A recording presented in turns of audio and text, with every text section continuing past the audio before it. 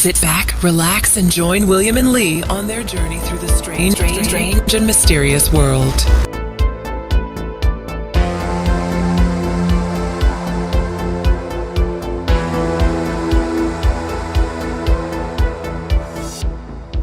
And welcome to Season 2, Episode 24, Strange Mysterious World. Tonight's guest is Claudia Klein, and she is the director of the South African Institute of Hypnosis. She also deals with past life regression and therapy. It's going to be very interesting to chat about that. So that's something I'm quite keen to hear about. I tried to get a past life regression done some time back, didn't I? Me naughty. Not doing it. Like, come on, man, I want to see what, because, you know, I used to have, well, I still do. I have dreams about things that I've never seen in my life, places I've never, you know what I mean? Like, sometimes, well, most times you'll actually dream about things you've seen during the day or during your life, buildings you've been to, houses you've been to, people you've seen. Fuck, dude, I used to dream about stuff I've never in my life encountered ever. So I was like, sure, I've had past lives, which I think everybody has. And I'm seeing it. So I was like so keen to go and see what it was all about. And this guy said, no, sorry, it's only for therapy. I said, but fuck, there's nothing wrong with me, but I just actually like to see what it's all about. And he was like, no. But did he say that he would, like? No, he said no. I had the same thing because I was doing the documentary on past life regression therapy. Yeah. And like the same thing with me is like I wanted to go into a past life to see what it was about because I'm doing this documentary about it. So I go to the one therapist that I was dealing with, and I said, okay, cool, like come, let's go, let's put me under there. I want to see this past life. And she got like irritated with me, and she was like, no, this isn't a circus, this isn't like a safari. Like, you know, we deal with what's in this we deal with what's in this life first. I mean, she was like irritated with me, you know, like I felt like embarrassed. She was like, we deal what's in this life first, and if there is any problem, then if it's not in this lifetime, or we find out that the problem with where we can't resolve is in this lifetime, then we will go into the past life. You don't just come here for like a safari, you know. So I'm busy sitting there thinking like, oh my God, what am I going to do for this documentary now? I'm going to have to go to the backyard like hypnotherapist, like the one that does like the illegal abortions or something, and get like an illegal like past life regression therapy to go into a past life, you know. Take some mushrooms, man, you'll get there quickly. This was going through my mind, like, where am I going to find this like a black market hypnotherapist that's going to take me to the past life? So, but so anyway, with that lady, so I said, fine, okay, cool, let's go, let's go through this life, let's see what's, you know, because I'm just thinking like, you know, obviously, you know, so naive of me, I'm thinking like, fuck, there's nothing, and we're going to go straight into a past life. So I'm sitting there, and she's like, you know, she does a regression, and I go under, and she starts. Did she accept you to go back to go back? No, I was just okay, like, cool, let's sort out what's in this life. Let's go, baby, let's go. Put me under, let's go. And so like I'm lying there, and like so she starts taking me back in this life, and I get to my ex, or my daughter's mother. Yeah. Right. I get to her, dude, and I start having a panic attack. Mm-hmm. So I start having a panic attack, dude. I start freaking out. I can't breathe, Lee. I'm going like this. I'm going, I can't breathe. So she starts freaking out, dude, because now she doesn't know what to do. So she starts going like, okay, there's a oxygen mask on your mouth, like you can breathe now, just that's like slowly breathe. And I'm just going like, I can't breathe, I can't breathe. So she's freaking out. She's like, and like she doesn't know what to do. So eventually she just goes, okay, and kind of three, I'm going to take you out. You're coming back to my 1, 2, and she brings me out, and I'm like back in the room, and I'm like, oh my god, I'm so like shaken. So I'll just say like, thanks, cool. We'll carry on like next time. And I just like, you know, pack my stuff up and I get out. I think I remember, because I remember you actually mentioned this on a previous podcast. I can't remember if it was season 1, maybe, where you actually, if I recall properly, you had a regression back to your childhood where you saw like yourself playing alone. And there wasn't enough. Oh, no, that was when I did that. So I did holotropic breathing. That was holotropic breathing. Okay. And then I remember you were telling me that you were some dude that was in a family, and they they kind of like cast you out of some sorts and they cut Yeah, your oh, yeah, hands so off. And yeah, I that's remember that. Did we do it on the podcast? I can't Yeah, even we did. remember. We did. But should I tell the story again, or like? Yeah, I mean, go I for it. suppose so. I'm doing this documentary, and I'm seeing all of the therapists, you know, like, and every time I interview a therapist or whatever, they say like, "You want to come and do a session with me, or whatever." But I did like 4 or 5 regressions after the one that I freaked out with, and I could not get hypnotized again. And they kept on saying to me, "Well, obviously, like your body or your subconscious is so traumatized from whatever you went into on that first regression." That you can't, like, your body and your mind's not letting you go under again because it's too freaked out that it doesn't want you to go there again. Blocking you off. So I was a bit upset about that. So, but I kept trying, you know, and I was interviewing all these regressions, and luckily some of them would just be like, "No, cool, I'll take you to the past life." I found the one. Send me the number. I want to go and see. so anyway, but this one took me back, but eventually I think I got under, but it was like it in the documentary I was making, everyone was talking about the things being so vivid and like almost like an lucid dream or whatever. So I was expecting this kind of experience, but the experience that I was getting was just like, it was very vague. It was almost like just like almost like how I would think my imagination was. Yeah, like with the remote viewing. Yeah, it was just very like, I just, you know, they'd ask questions and then I'll just start saying the first thing that was coming into my mind. But anyway, so the one when I was in a castle, and like everyone in the family, we all wore white for some reason. It was all like white robes and white whatever. And I was a hermaphrodite. I mean, how appropriate in this day, this is what culture we're going through. I mean, so there at least you got an excuse, because there you've got like a, you know what I mean? So I was an hermaphrodite, and I was like the laughing stock of the whole family. Well, like, it was an embarrassment. I was like embarrassed, but there was this one uncle that would just make fun of me, like so much so that the one day he just cut my arm off in front of everybody in the castle, like this family gathering. Like, it was just for fun. He just cut my arm off, and I was bleeding there, and then he just put me on his horse. He took me out and he threw me into the brambles, and he just left me there to die. And like, it's funny because even like telling the story now, I get like kind of emotional. And it's funny because like it was quite emotional, and even afterwards, I even phoned the therapist. I said, like, you know, when I talk about this thing or I think about it, I still get emotional. And she's like, "Yeah, well, we didn't resolve it. You got to come back, you know."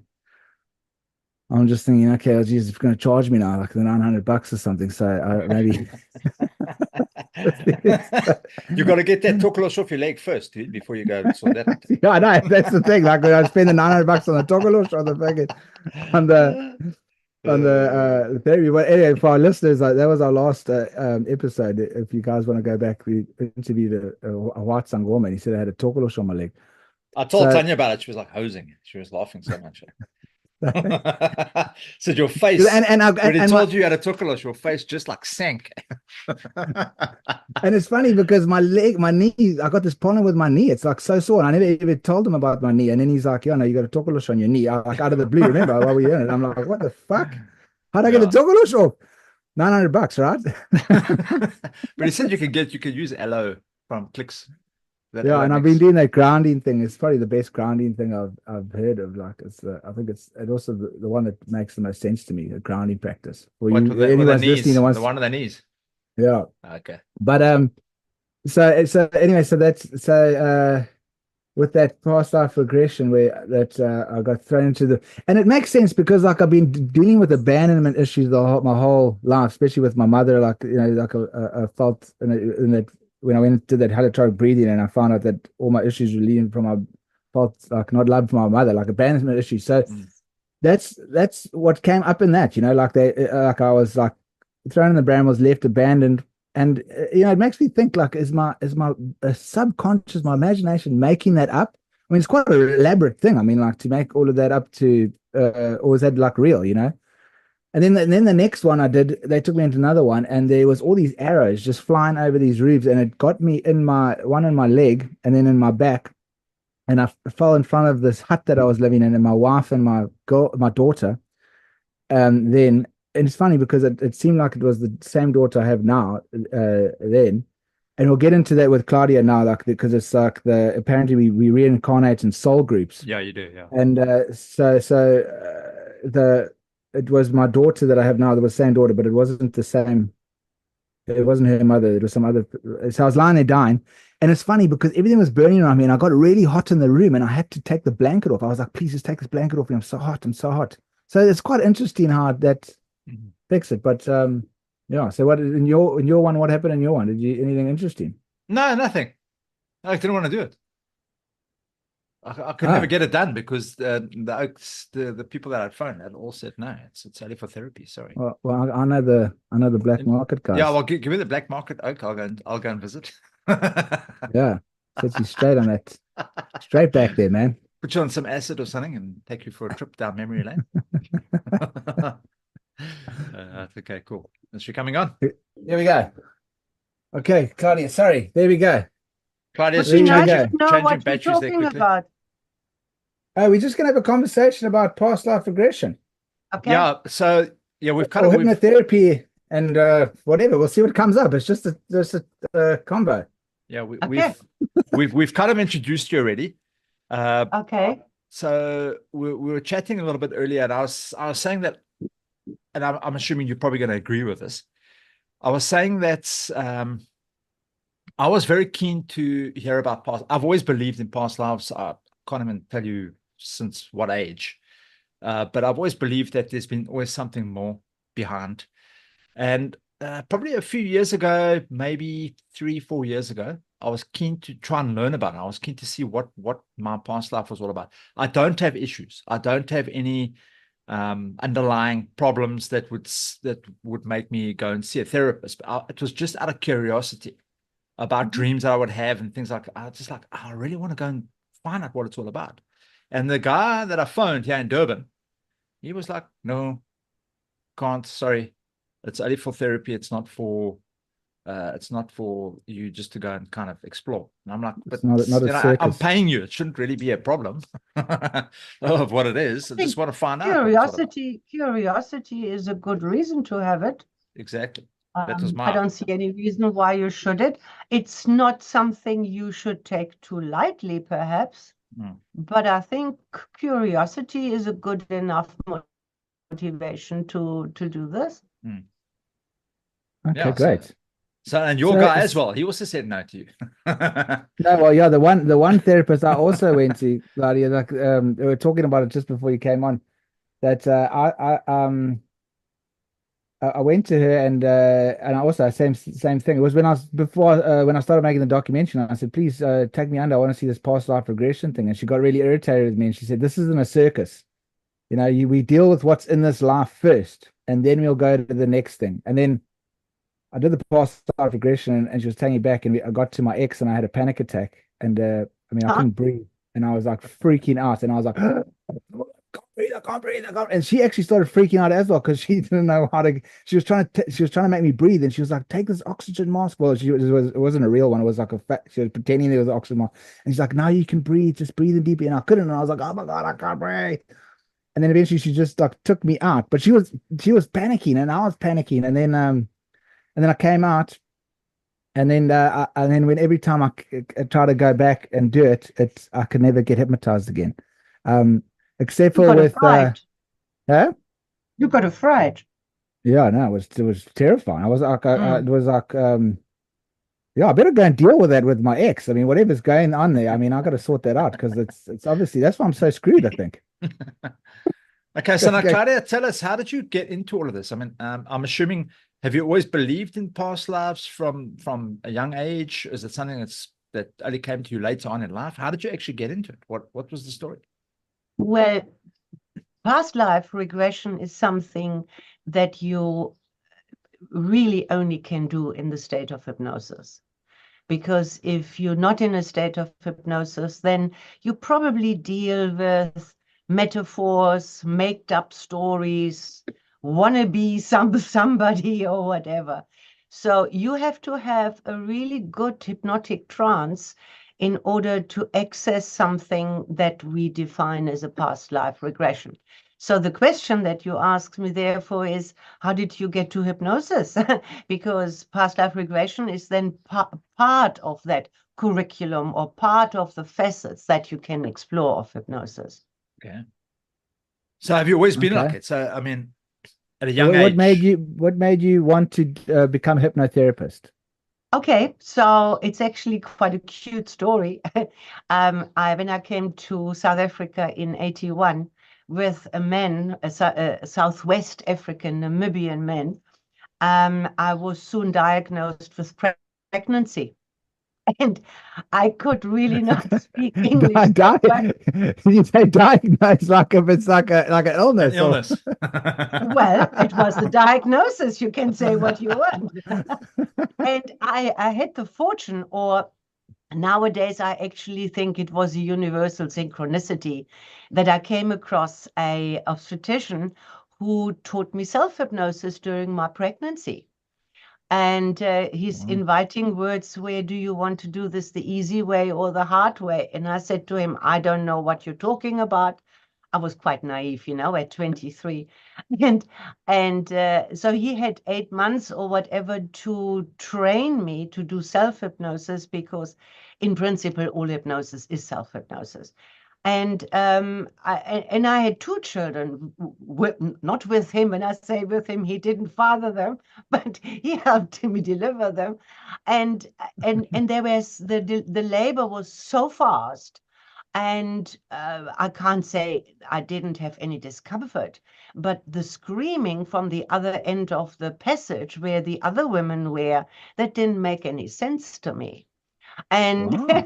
so for the next 10, 15 years, I thought hypnosis is only for that application. It never occurred to me to think that hypnosis could be good for something else. Oh And wow. and then, William, we share that. I also left my husband and took my children and came to Cape Town, and that was 28 years ago or so. And in Namibia, you're quite isolated, you cover your books in brown paper if you read funny books, about the mind and things. And Cape Town was just amazing. I mean, I went workshop hunting. I became a workshop junkie, because I was so hungry. And then I came across one person and I recognized this feeling inside. And I said to him, are you using hypnosis in the self-development kind of processes? And he said, and I just knew I had to learn this. And he said, no, you can't learn it in South Africa. You have to go to New Zealand or Australia or the States. And I said to myself, you don't know me. I left Germany. I went to South Africa. I went to Namibia. And now I'm back in South Africa. Even I put my mind to something, and that means to relocate again, I consider that. But first, I went through then, if you might remember, the yellow pages. And there was the South African Institute of Hypnotism. And I contacted them. It had just been born. I mean, I was one of the first students. And there was no curriculum, there was no PowerPoints, there was no handouts. It was just storytelling, really. And I was qualified as a then clinical hypnotherapist. And I stayed in contact with this lady. And then after a couple of years, she called me in and she wanted me to start lecturing. And I felt very ill-equipped to do that, because also my training was not very in-depth, I must say. But it was the best there was. And how can you compare if you got nothing to compare it to? And when I started lecturing, I started learning. And then I spent the next 15 years virtually doing nothing else. I was eating, breathing, sleeping, hypnosis, and the curriculum and the institute, which I then took over, by the way. It became my life, my passion, and still is. So this is how it developed from a diagnosis of being pregnant to running the institute now in its 26th year. That's actually Wow, that's very amazing. cool. Yeah. So now Jeez. the past life thing. Now, yes, I understand that hypnosis is part of it, but look, if you go and ask just an average person on the street about past lives, a lot of them, I would say maybe 50%, will say, no, there's no such thing. So how did you get into that side of it? Did you believe in past lives prior to becoming a hypnotist, or did it only kind of kind of evolve as you started learning more about hypnosis? Well, let me say, if I remember correctly, I possibly was quite neutral about what I believe about it. But as a training institute, I couldn't exclude that, because it is still today one of the most fascinating, or at least for the public that they are interested in general. They sometimes only start the courses because they want to learn about past life regression. So it wasn't whether I believed in it or I did or I did not. It was part of, or had to be part of the curriculum. And then where my being convinced comes from is actually from my clients.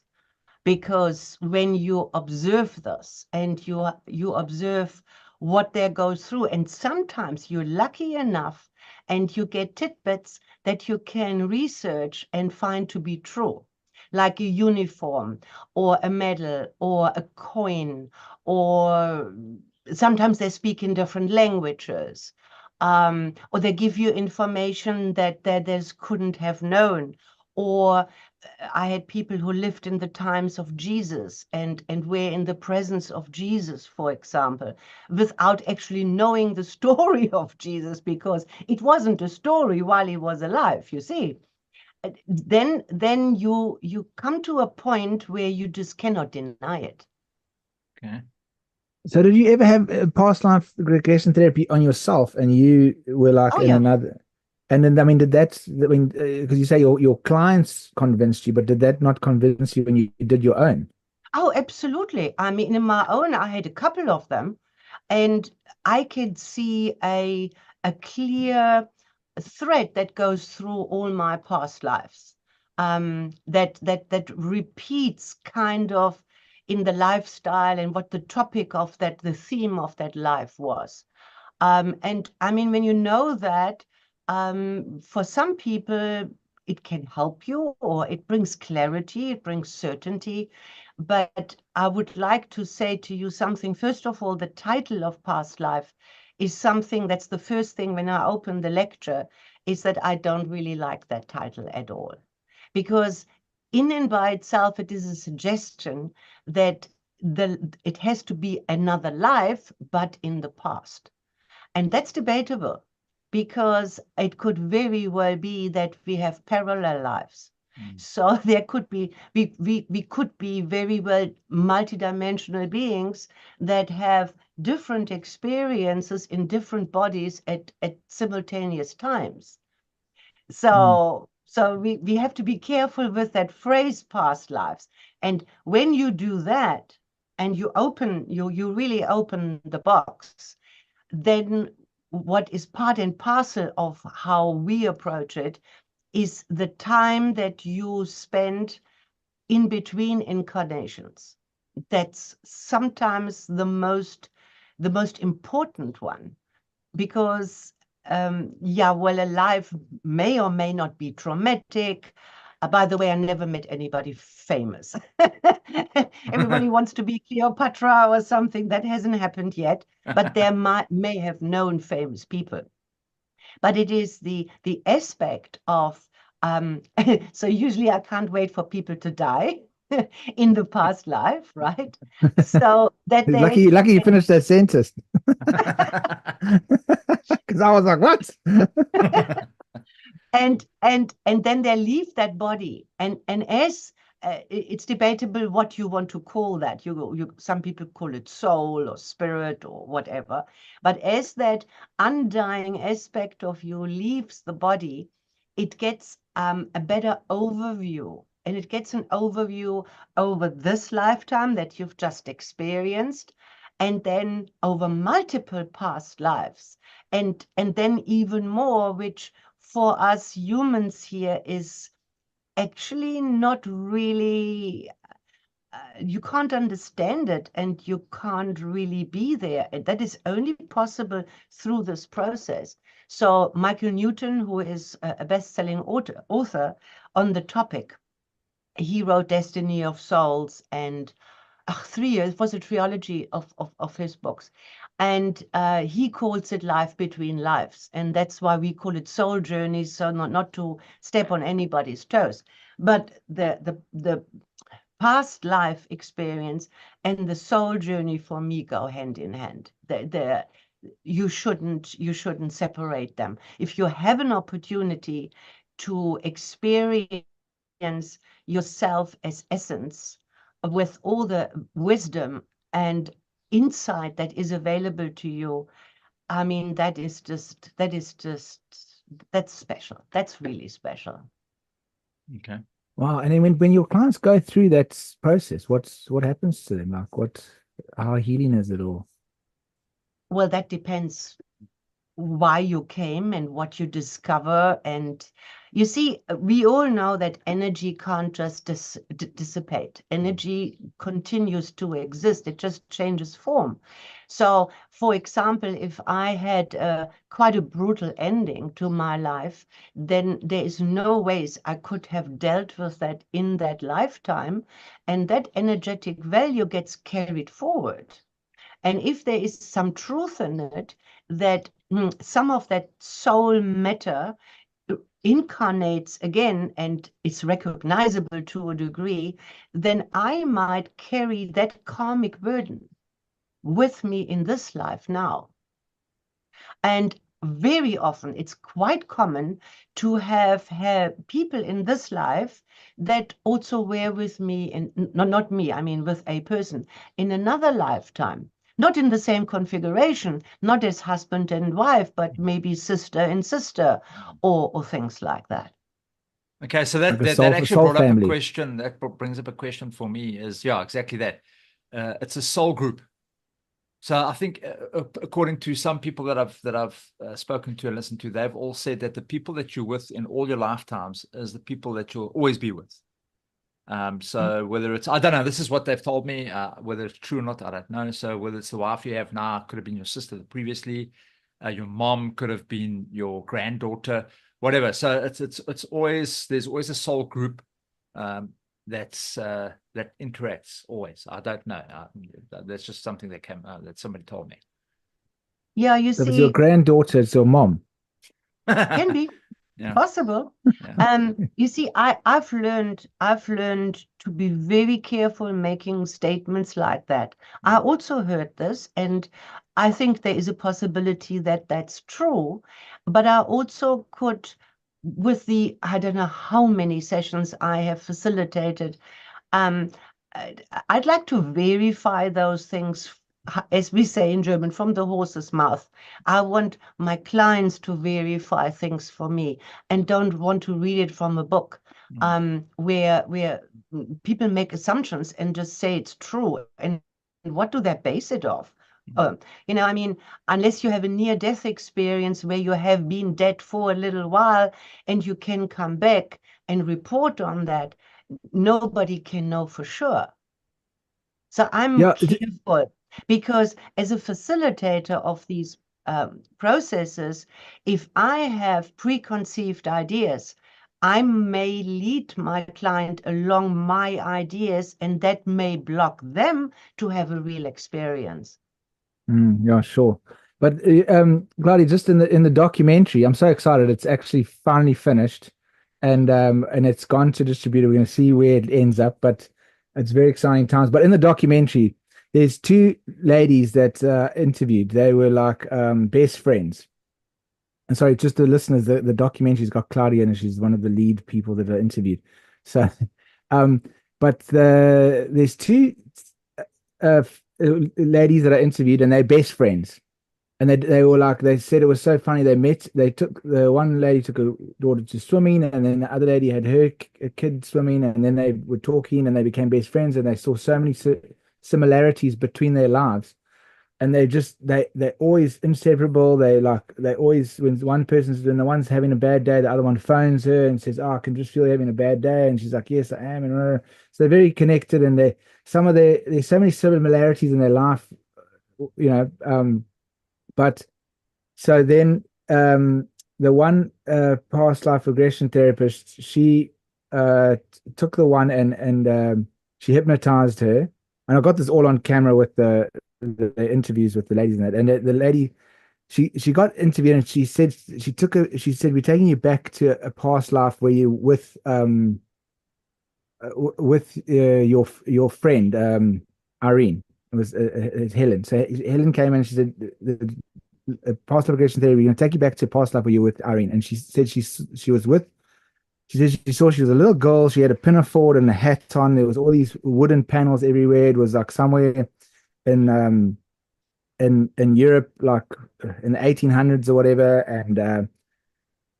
And then she said the one girl died and the other one was very lonely, whatever. So, and she said her name was Marie and Sophia. Their names were Marie and Sophia. So then they brought in, so then the hypnotherapist brought in Irene the next day, but Helen didn't say anything to Irene, but they knew that they were going to get hypnotized. So then Irene came in, and then the past life regression therapist took Irene back and said, "You're going to do a past life where you were with Helen," and she said, "Oh yes, there's two girls, we're twins, and I've got a bash on, a pinafore, these dresses." That she described the dresses the same. She said, I'm in a room. There's all these white wood paneling walls everywhere, but she couldn't get the name. She said, well, our names are with an M and an S. She didn't get Maria and Sophia. And then when they came out of the past life, then they phoned each other and they compared notes, and it was like exactly the same. And it was quite something on the documentary. It's quite amazing to see this. And I mean, I get goosebumps talking about it now. And how would you explain that, Well, I think it's amazing. Absolutely. And what a beautiful story for those two women to have and to share and to kind of remember and relive. However, the instruction to say to a client, now you're going into a lifetime where you are with a particular person. Well, to a hypnotized, suggestive. Yeah. it is very suggestive, because you can lie in trance. But they both lie, but then they both lied about the same course, thing. And that's why I say it is really awesome, because it seems like it is really true. One just has to be careful, because who has that opportunity to compare it? You know what I mean? That's super rare. So that's fantastic. But from a facilitation point of view, also when clients come with very preconceived ideas, what they want to experience for whatever reason, the first port of call is to soften that a little, because you might miss the mark what actually is important for you. So this was beautiful, wonderful, and I can imagine that you get goosebumps. But to be this directive to a client, especially when they're in trance, it is a bit suggestive, no? Yeah, it's not very professional, hey? I'm not saying that. Because if you wanted, and I could well imagine the way you tell the story, that these two ladies really wanted to have such a connection because it felt right. So yeah, I mean, they were elated afterwards. They loved it. They were so absolutely. I can get that. And in most probably in their case, it is true. And so it was lucky that it went that way. But if I want something really badly and I'm in trance, and either I override what my facilitator tells me, or my facilitator has preconceived ideas and tells me where to go, then I just make a story up. That's very possible. Yeah, and it could be dangerous, because imagine if they take you back into your life with, like, you have a boyfriend or a girlfriend that in this life has been horrible, whatever, and then they take you back, and then you see, oh, that she like poisoned me, stabbed me 30 times, ran me over with a car, and chucked me down the cliff, and then you're like, oh, wow, and then you like start blaming her in this life. Yeah, see what you did to me in the last life. This, but you can't take them to court, so. But now you believe that that's what happened, I actually have a story like that, where the mother came to me, maybe for stop smoking or maybe for painless childbirth. I really can't remember. And I think it was for painless childbirth. And then a couple of years later, she had a second child, but she didn't need my services for that. So somehow. And then she phoned me and she says she wants another appointment. And only when she had the second child could she compare that her first child, now I think she was about 7 or 8, was an incredibly difficult child. And she thought, when we mothers have a child, we think that's normal until we have a point of reference and we can compare. And she said, this child is just challenging me all the time. And she has also something within herself that is frightening me. She would, for example, that girl, she would bang her head inside the car against the window so hard and saying, I want to die, I want to die, that the mother was freaking out and did not know what to do about it. And as I listened to the story, I thought that could be a past life connection. Where does this come from? It's a loving mother. It's an okay household. The family unit is okay. Where would such strong emotions in a young child come from? And she entered a past life, and she and her sister had to escape what could have been a war zone or a disaster zone or something. It wasn't really important to have that background information. I was more important what happened to her and her sister.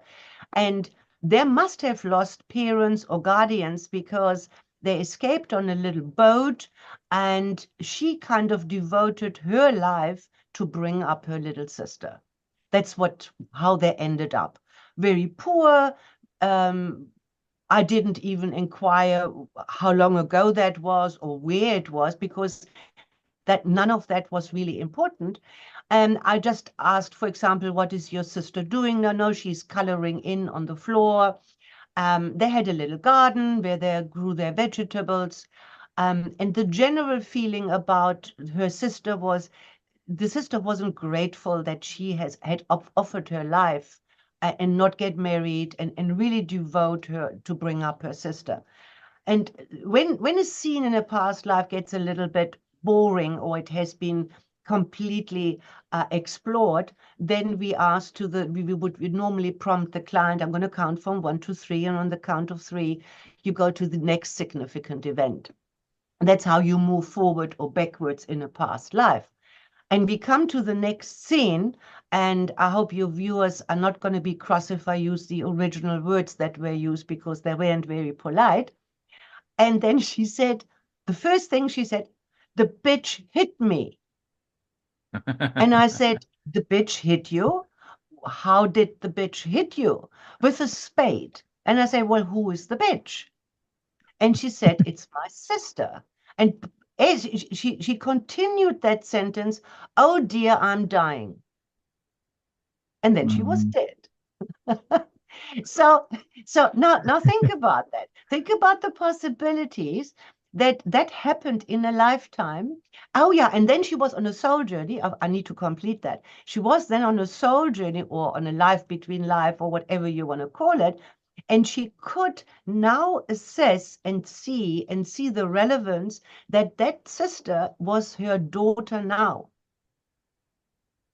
Now, and this is what I mean about this karmic deposit that now comes into this life, that the daughter, her daughter now, doesn't understand, doesn't have conscious memory of any of this.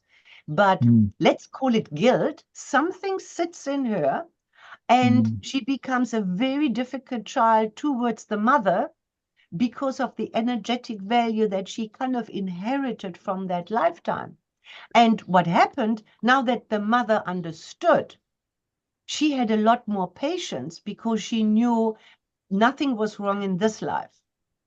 And then she developed more patience with the child and was less worried.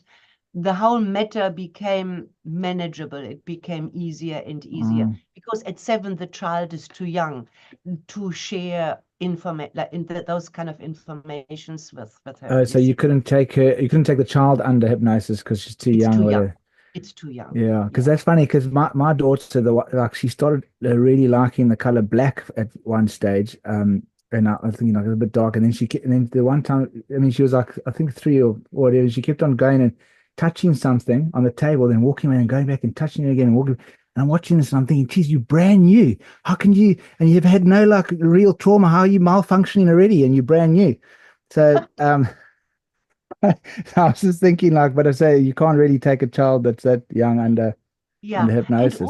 and also, William, the thing is, up until let's say it's the other way around, from the age of around about 3, our brain functions are different, and also we start developing something that we call the critical faculty. So, in other words, our rational mind, our ability to think logic and to deduct information, we don't have that before the age of 3.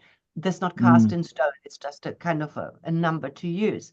And because of that, you will find that very young children are often, look on the internet, how many videos there are where children say, I want to go to my other mummy, or I want to go back to my family, because they actually have remembrance of things.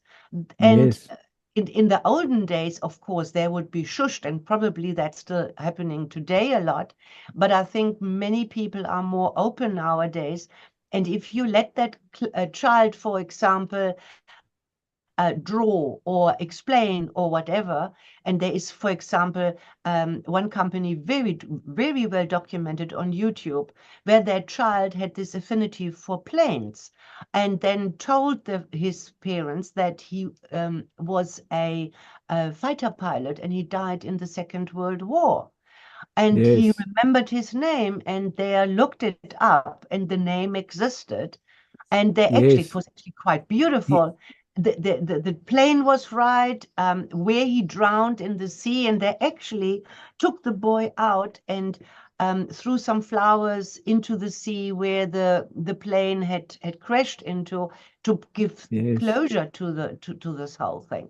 Yes, I remember that because it was also on the documentary, the Leslie Kane, because she wrote that book, Surviving Death, and then they made the documentary on Netflix. It's got like 4 or 5, and the ones Yes. and that boy, he also named like 4 of his friends. They were on in the platoon or whatever you call it, the flying platoon, and then because the father was so intrigued that he was like, why is my boy keep on screaming that he's burning and the plane's going down? And he just played with planes the whole time, and he was so obsessed with them. And then and it was quite troubling. And then he said he's named the carrier that carried the planes. He named the 4 of his friends that were in the platoon. He named the plane that he was on. He named the area and also the Japan, something about Japan or something that they'll find. He named that as well. And his father was wondering how does, so he went and he researched all these names. He found all of that in his platoon. And I mean, that obviously also brings me to like Ian Stevenson, who, he was and also Jim Tucker. But Ian Stevenson, wasn't he like the guy that is responsible for part of modern psychology or something? But he was at a well-known university, and I forgot how it all started, but he wrote a book that had well, he was researching so many cases of these kids, but he put in his book only 2,000 cases. And the reason why he put 2,000 cases was because he could verify all of them. And the kid would come to him. Wow. I mean, he went to India, and a lot of it was in India. But then Jim Tucker, his predecessor, did all of the ones that were in America.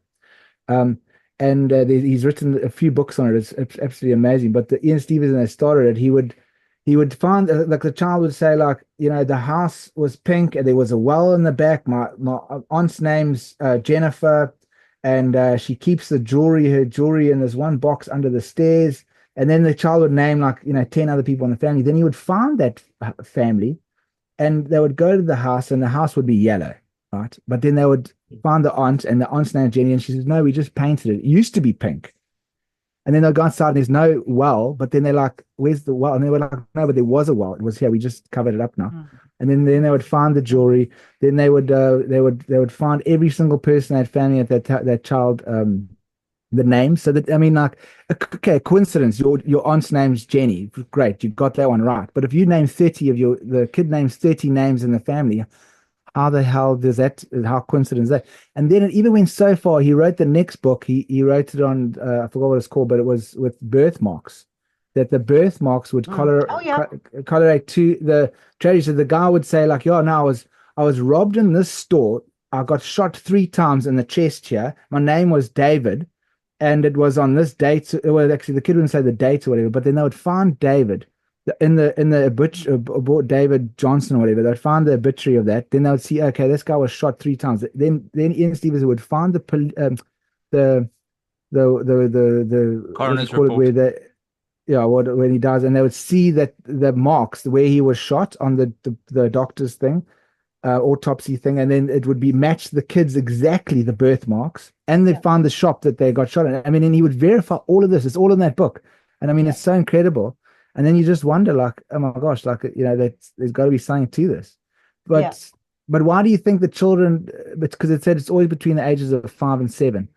Between as soon as they can talk until about 7, and then they start forgetting about it. From 3 o'clock onwards, from 3 o'clock, from 3 years onwards, their start, depending on whether they are encouraged to explore this, or whether they're encouraged to keep quiet about the nonsense that they experience. But usually the how vivid it is. It's almost like dreaming. When you wake up from a dream, it's very vivid. And then after a while, yes, you remember you dreamt, and after a couple of days, you can't even remember the content. And that is similar to what happens, I think, with children. It's very vivid when they're still very small, and that's kind of useless because they don't have the vocabulary yet to express it very often. And then it gets lost, what I call behind the veil of forgetfulness, where it stays. And that's why hypnosis is necessary, to actually open that veil and access that information. Yeah, it's fascinating. But the real question is, I mean, I think it's kind of beyond doubt that past life remembrance or reliving is possible. But for what purpose? Is it just sensation hunting? For me, like what you said in the opening, it's nice if there is some therapeutic or healing aspect attached to it. Just to be sensation hunting. Yeah, I don't know what good does that serve, Yeah, because I mean, I remember Sadhguru, he was saying, they were talking about past lives, and he said, yeah, no, there's a reason why we won't remember our past lives, because you can't even manage your own life now.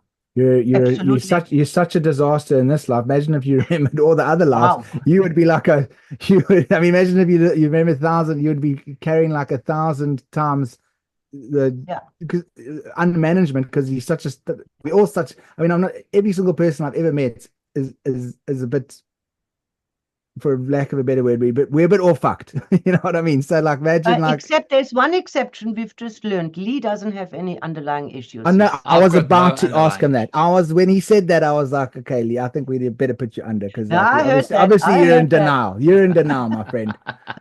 I've got no underlying issues, man. But now, so the question, you kind of answered it sort of, but why? Okay, so we've got past lives. I agree 100%. You've probably experienced some sort of trauma somewhere along the line, whichever life it may have been. It could have been 40 lifetimes ago, and you're carrying it through to your current incarnation. But why is it that we don't remember? Yes, I understand. When you, as a kid, you're probably told to forget about it. It's silly, or But why is it, if it's so important that it goes with us through all the lifetimes, how is it that is not a mechanism that kind of allows us to go into that? I'm not saying now going to somebody else and kind of getting it done there, but like within, because like you said earlier, that hypnosis is kind of self-hypnosis. Why is it that we are not able to remember this? Why is it that we cannot deal with our own problems and say, all right, this happened because previously this oak shot me in the head. This is why I've got this going on. I need to sort this out. But most people go through their lives, like you were saying with the lady and her daughter. If they hadn't spoken to you, it would be a constant issue, and which is what I'm assuming what most people have.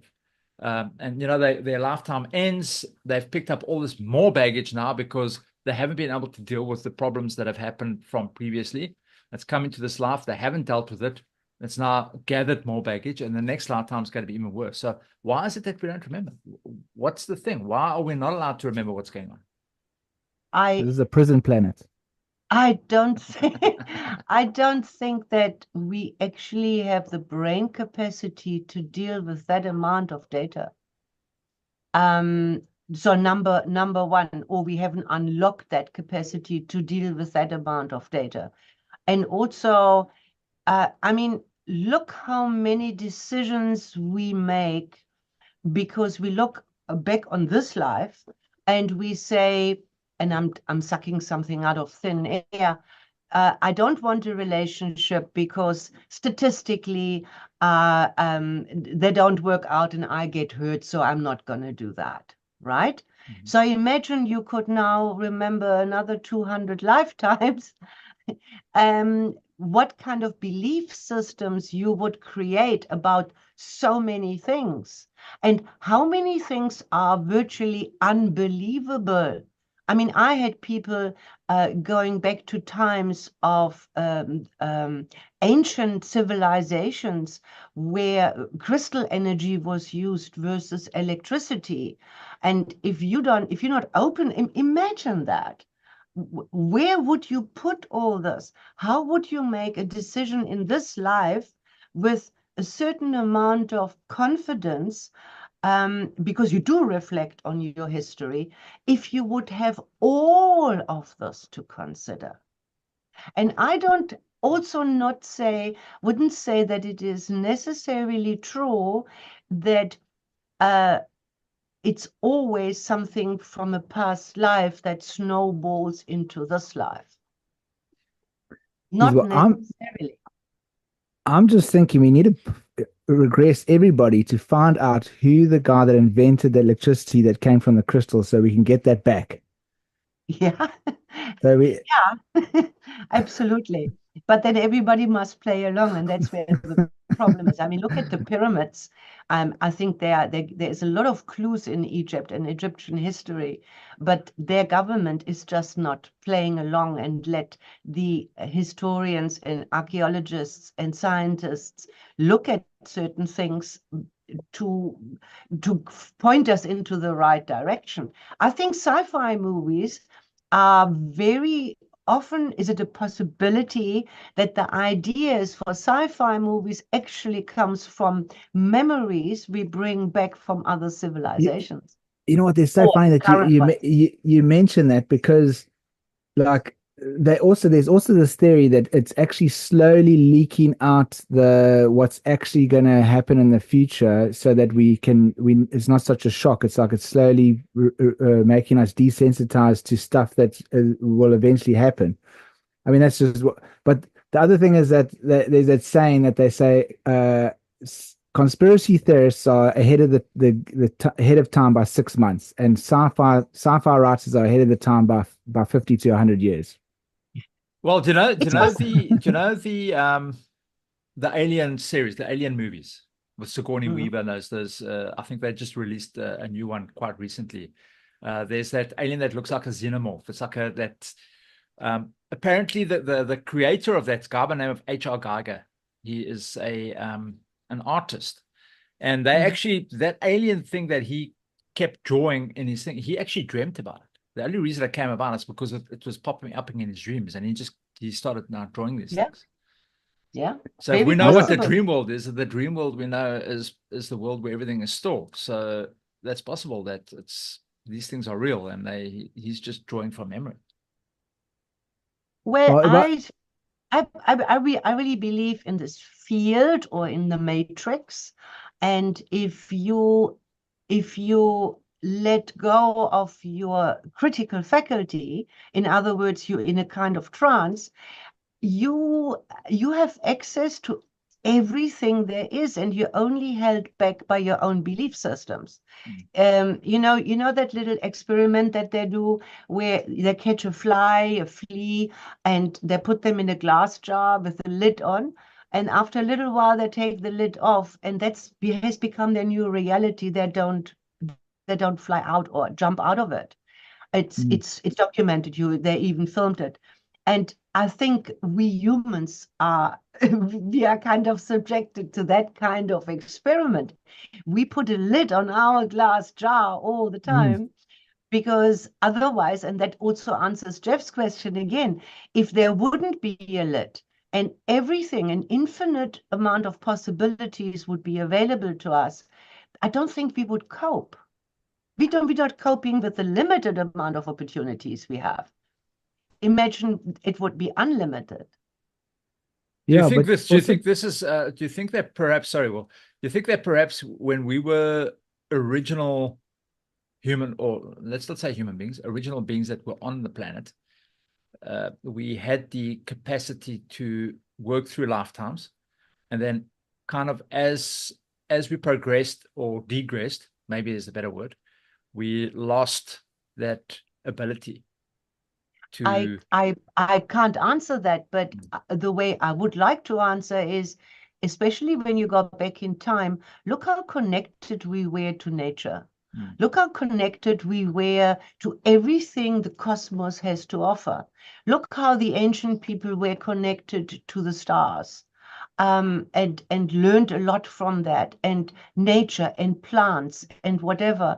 So in other words, we were much more connected to consciousness, all consciousness there is.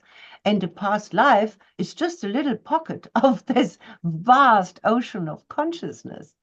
So whether you do it that way, or you remember plant medicines or other things, it doesn't really matter. It's all there. It is just one tiny mirror, one little rabbit hole into the ocean of consciousness that past lives offer you.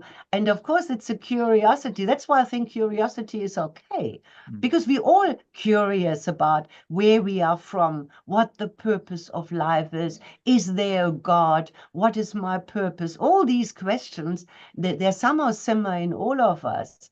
And we think sometimes that when we go outside of us, we get the answers. Isn't it so?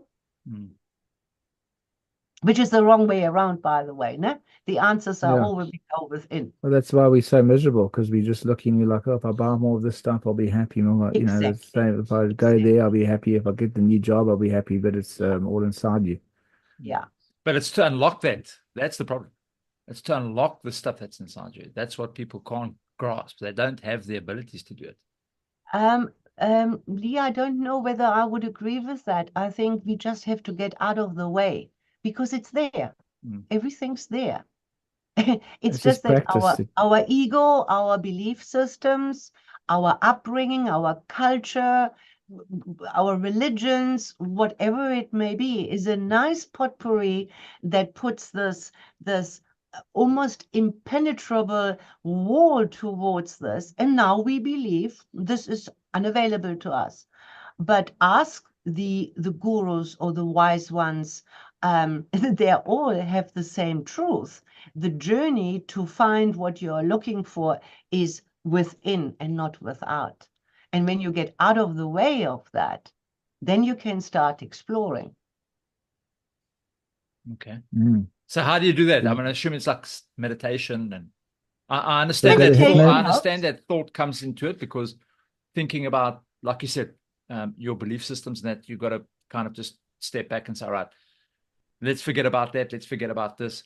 But then this is maybe I have a problem with it, because as much as I believe in all this stuff, I believe in past lives, I believe in Akashic fields, I believe all this stuff. It's difficult for me to get there, because I don't have a proper process to get to that thing. Because when you go, like William has said, in plenty of podcasts, we either follow this guy on the podcast, this guy says that in a podcast, this other guy says, no, you must do it this way, this other guy says, no, you must do it this way. It's to try and find the right direction of just saying, okay, this is how you do it. Step 1, step 2, step 3, go. This, and you'll have a. I understand. That's hard. I don't know what to believe. Who to believe? Yeah, Or and which one everybody to take. seems to have their own method that works. You know, I think maybe the first question is the better one is the why and not the how. Why is that important to you? Because if you get clear about the why you want to know certain things, most probably your consciousness will show you the how. And what was said earlier on, what I think Will was quoting Sadhguru, it is true that we have enough to do with this life, and to stop resisting what's happening in this life. We're just way too busy with everyday happenings and the pressures from everywhere, like having enough money and status and whatever it is. And this is actually getting worse if you think about it with social media. And now we have so many other people who look so much better than I do. So now the pressure is on even more. We don't really relax into our experience of being, because we keep on doing. It's really a matter of get out of the way, flow with life. Then you might dream, and it might take you better in that. You might have little ahas or epiphanies. You start seeing synchronicities that are very clear to you. They say, look at that. But if you keep your mind busy with the worldly things all the time, and you don't take me time, how can you access that? You need quiet and stillness. Yeah. Because You can't hear a whisper in a storm. And it's not like this information comes and somebody hits you over the head and say, hey, focus, here is some information from the 1600s. That's not how it works. We need to learn to listen to our intuition, to our sixth and seventh and eighth sense, or whatever it may be. And that you can't do in this busyness. My son is going through a divorce, and for a while now he's staying with me again. And when I look at his lifestyle, there is just I have trouble breathing, finding time to breathe. When I look at his lifestyle, there is just no time. He's passionate, he's positive, he loves his life, but there is so much going on. There is no time to ever just sit and just be. Because what happens? We get bored. So then it's video games or the phone or whatever. So the excess, I think, can be very individual, and we have to find our way to connect with the greater, whatever, I don't want to label it in any way. And being in nature, being still, of course, meditation, certain practices help that, but none of them is essential. What is essential that we stop having all these labels and living in accordance what society wants from us, or we think they want from us, or we want from us, and just remember that we're human beings and not human doings. I like that. Very That's well. really cool. Human being, not human doing. Yeah, awesome. But it's true. It's true. I mean, I of course, because I live in the subject matter for such a long time, and I have worked very, very hard to come to this point where I am now, where I can really relax a lot more than I could maybe 15 years ago. And the more I go with the flow from own experience, the more I relax, the less I resist life, the less I resist and get upset because people say and do and whatever, the more pleasurable life becomes. And the more ease there is to see connections way beyond the facade, what people want or circumstances want to show me. It's fascinating, but it's a journey we have to take alone with ourselves. And I think we're worthy to do that. Because if you can't be with yourself, how can you expect somebody else to want to be with you? It's a fascinating thing. Yeah, because if you can't, if you're unhappy in your own company, then you're with bad company. Exactly.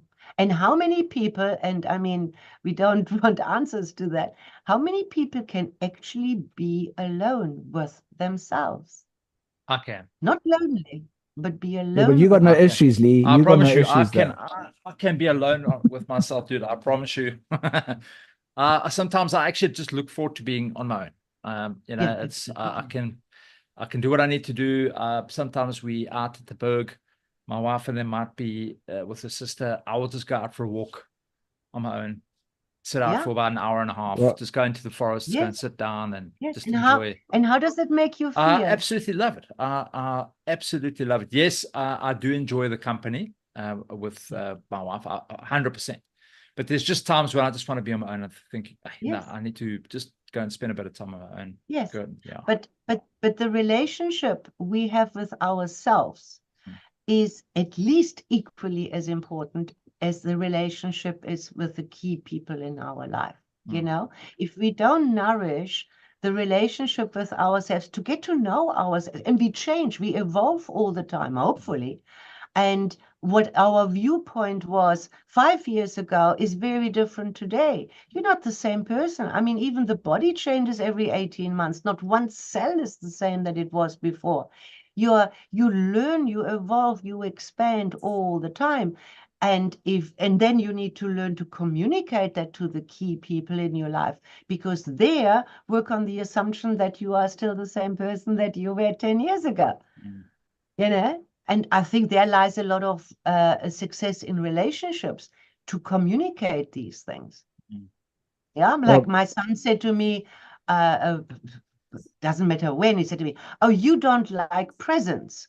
And I said, that was true, absolutely. But we haven't really been close for, it was then, let's say, 5, 6 years. Wouldn't you say that you have changed in the 5, 6 years? And he says, absolutely, I have. I say, would you grant me the same right that I've also had a chance to change in 5 or 6 years? And I actually learned not only to accept presents, to actually enjoy them. Same with compliments. It was important to me to overcome that and to work through that. So, but he still saw me with this old picture of me, you see. So, and if we tie this back into past lives, and now I see myself as a glorious prostitute, or as a rapist, or as what very often is the case, a very dull lifetime that I live. Yeah, there was nothing amazing happening. It was dull. So now I incorporate that all into the data bank that I'm carrying in my head with me. And that may or may not complicate, may give clarity, but it may also complicate things a little bit more for me, because now I'm drawing new conclusions on that tiny little bit of information that came from this one little experience, one little window in a lifetime. And I might have had 400 or 800 of them. you know what's it's frustrating though, like what I also find, like when you're young and you have this like traumatizing effect, like something something happens to you and it's so traumatizing, it's usually always obviously it's a negative thing, and it stuffs you up for the rest of your life. But then how come when somebody does something so amazing for you, like your mother did something or your father did something so incredible for you when you're a youngster, that it put you into the state of ecstasy that you just carried on through your whole lifetime? Like it like traumatized you in a good way, that it's just like your rest of your life was just so amazing after that. But that never happens. It's just this one shitty like thing that happens to you that stuffs up your whole life. And the same thing with the past life regression. If you died in ecstasy or something, like, and then you came into the next life like enlightened, you're like, wow, because I just died with that most incredible feeling, like, and now like I passed it on to my next life, and you carry it. It doesn't. It just happens with the negative. Yeah, it's because I think you can put it back to our caveman programming, to know what's safe and what makes us survive and what could threaten our survival. So when something traumatic happens to us, and please, there's no logic in this. It doesn't have to be logical. We file it as potentially life-threatening. And it would be stupid from an evolutionary point of view. It would be stupid to let that go, because then my chance of not surviving the next time having an encounter with something similar is greater. So I collect this information on a subconscious level as life-threatening, right? And so I don't want to lose that. Unless I really make the effort and unpack it and see the relevance and work through it and understand the motives of the perpetrator and start forgiving and understanding and whatever, which you can, absolutely you can. But that explains why when you have that a program in your psyche that was caused from a negative trauma, the good stuff that comes over, how do you say in English so nicely? It's like water running off a duck's back. Yeah. It just But, doesn't go deep. and well, that's a great answer you gave. That's a really clear upbringing. But there's also, it's funny because, like, people say that love is supposed to be the strongest feeling. But sometimes, like, I just wonder, because, like, if you're at a restaurant and something bad happens to you, like the food's off and the waiter was terrible, and then you would actually spend maybe like 15 minutes of your life sitting there and writing this bad review. Like, you're just like so angry, and you're like, and it takes like 20 minutes out of your day, and you're so upset and you're so angry, and you're just like, this happened. And it's like 20 minutes, and it's like you don't even know what is that going to even do. But if that waiter was so wonderful to you and the food was absolutely amazing and you had the most amazing experience, you're not even going to take 1 second, you're not even going to take 5 minutes to write a good review or anything. You're just like, and it's just amazing how that bad experience will actually take so much time out of your life. But that's conditioning. That's conditioning. We It live is. in a world where the negative is highlighted and the positive goes under the table. Yeah. And that's what you have to make a decision for yourself within. Is this how I want to live? Because if everything is frequency, then every experience and every person is just a connection with a certain frequency. And when you understand, like Hawkins consciousness map is just a wonderful tool for that. And if all I have to do in order to have the best positive life experience is to keep my vibration high, then I will be very careful when lower expressions of vibration come towards me, and I will make hopefully a very conscious decision whether I engage or not. And if I have the chance to engage with something beautiful, I mean, that's why people, I guess, go to church. That's why people like sunsets or being in nature, like Lee goes and walks for 1.5 hours, because the frequency in nature is very high. It uplifts you. So you can make a conscious choice and stubbornly refuse to let yourself go into this. And that may mean that you have to be very careful what you watch on TV or listen to in the news or filter in social media, or at least do it when your mind is strong, and don't do it on falling asleep or just when you're woken up, which, if I remember correctly, is a habit of many people. When I was still watching TV and things, you come home, you switch it on, right? And then it goes in the background, and what do? They bombard you either with bad news, or you listen to the suffering on other people, because thank God their traumas are worse than the ones that I have. Yeah, sure. And also, like, people And get why? excited If to you listen. do that, and if you do that, what do you continue that pattern? You have to make some fundamental decisions. And the first thing, always the first thing, is awareness. If you're not aware of anything, how can you make decisions? So the easiest starting point is always, how do you feel? Now you ask randomly people, I mean, obviously not on the street, but how do you feel? Sometimes they don't even know. And if they know, they sometimes don't have words to describe that.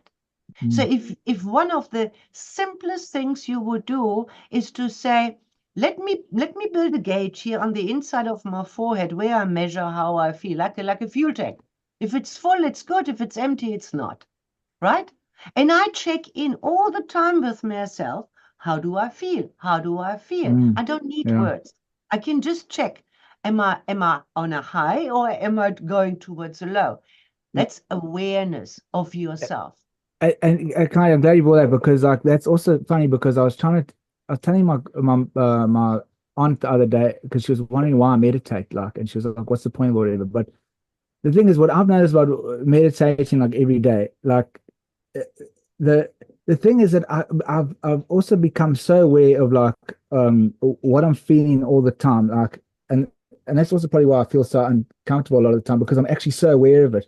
But then I sit there and I'm like, okay, where's this coming from? Where? And I can feel where it is in my body, and I'm trying to think, okay, and I can kind of think, I remember my thoughts, and I'm like, okay, I was thinking of that, and it has brought a lot of awareness to me. But I'm trying to, and also what's also interesting is the awareness of when I say something to somebody, I can actually know what is behind that, what I'm saying. Yes. Like, am I manipulating Good. them? Am I saying it to like gain, like, I want something, I want them to love me, or like I'm trying to, it's like, it's becoming so aware that I can even, like, what I'm saying, I can start changing it, because I'm like, okay, this is what I'm doing, that's what I'm doing. So actually stop saying that, because like now you're trying to manipulate it. So like I've become aware of that so much, and it's really quite fascinating.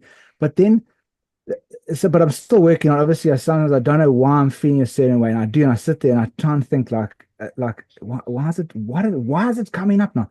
But another frustrating thing is that when I'm speaking to very like spiritual people, or like also like on the internet, like gurus and stuff, like I've also heard some gurus say this so many times. And also, it's funny, I was with that lady the other day, getting some treatment for something, and then she's like, it's a choice.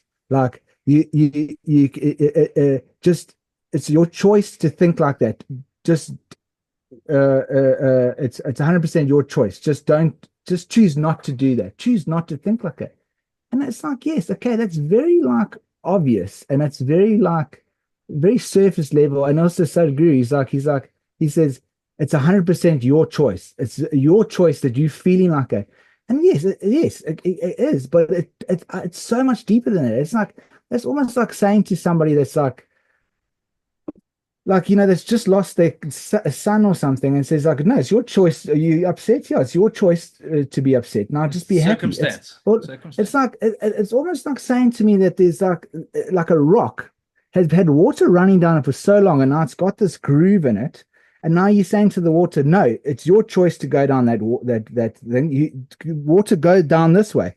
It's like, I find it's very frustrating for people to say it, because to me, my neurons and the memory in my body is so like, it's so stuck in that way, that to say just choose not to feel like that and just choose the other way, I think it's more of a process. You've got to, well, first you become aware of it, and then you've got to maybe do some self-hypnosis, like you're saying, or meditation, and then start programming your mind. Like, it's way harder, and I think it's a lot more of a process than just to quickly change. No, but you can't just change, because it's also circumstance. I mean, say for example, you lose your job, you've been fired, or they retrench you, you've got now nothing.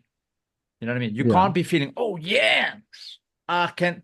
Now you're thinking to yourself, oh shit, how am I going to pay bills? How's this going to happen? How am I going to do that? So you can't, it's difficult as a human being to try and come to make yourself feel positive about a really negative thing that's happened.